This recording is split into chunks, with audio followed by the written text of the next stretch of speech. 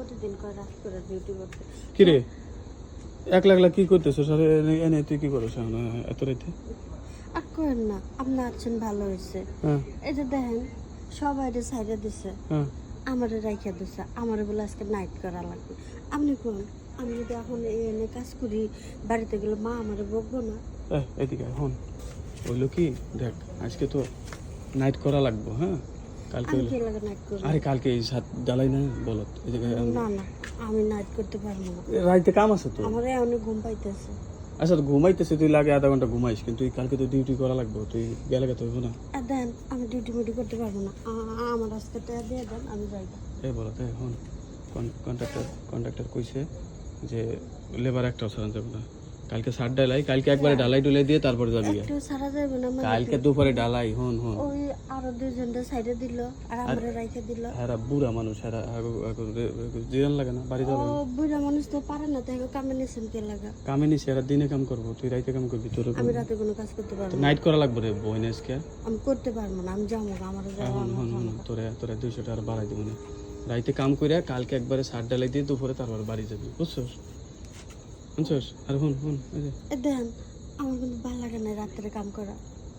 হন আর একটা কথা কই, তুই এদিকে মিস্ত্রি আমি যাবো গা, সরি এটা গুছাইয়া থুই আমি চলে যাবো, আমি থাকবো না। আমার রাত্রে কাম ভালো লাগে না, সারাদিন কাম করছি, রাত্রে একটু বাসায় যা ঘুমাবো।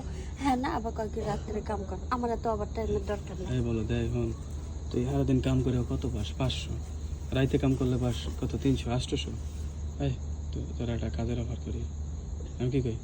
এই যে তুই রাইতে কাম কাজ শেষ করে 12টা পর্যন্ত কাম করে আমার লাগে ওই টিনের ঘর আছে না, ওই রুমে এসে থাকবি, ঠিক আছে?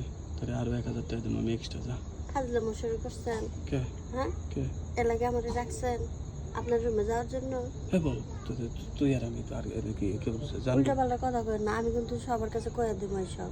কেউ জানবো না, তুই আর আমি না। জানা লাগবে কে? হ্যাঁ আপনার রুমে আমি যাবো কি জন্য?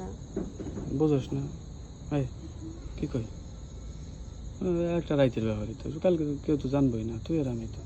এর লাগে আমারে থুয়া দিছেন না? 1000 টাকা দিবি, যা। আমার টাকা লাগবে না, আমি এখন বাসায় যাবো। চল গুছাই থেম যাবো। এই যে তালিকা কিন্তু তোর কিন্তু হাজিরের টাকা মাইরে, যে 3 দিনের টাকা 3 দিনের টাকা কিন্তু। হাজার টাকা মার আমার টাকা মাইরে অত সহজ না। 3 দিন কাম করছি, 3 দিনের টাকা নিয়ে তারপরেই যাবো।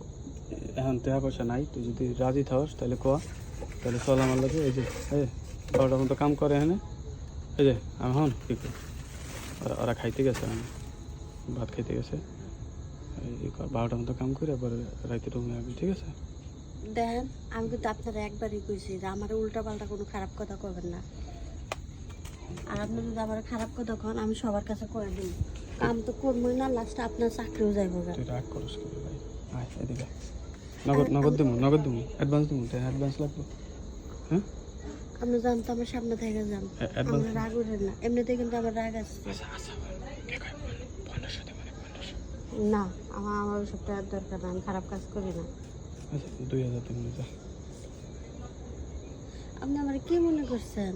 আপনার টাকার লোভ দেখাবেন আর আমি আপনার রুমে যাবো যাবি না? আর বদনাম উঠাইবেন? তাহলে কি, তাহলে নাইট করে তোর রাইতে রাইহে লাভ হলো কি? রাখছেন কে? আমি কি কইছি আমার রাইখে দেন? আমি কইছি আমার যাইতে দেন, আমার যাইতে দেন না, ইয়ে করে রেখে কাহিনী শুরু করছে। স্যার আমি করে ঘরের মধ্যে উঠে শুয়ে আমি বাসায় যাবো। আচ্ছা তুই কর, হ্যাঁ আমি দেখি ওইদিকে কন্ট্রাক্টরে কই দেখি তোর একটা ব্যবস্থা করা যায় না।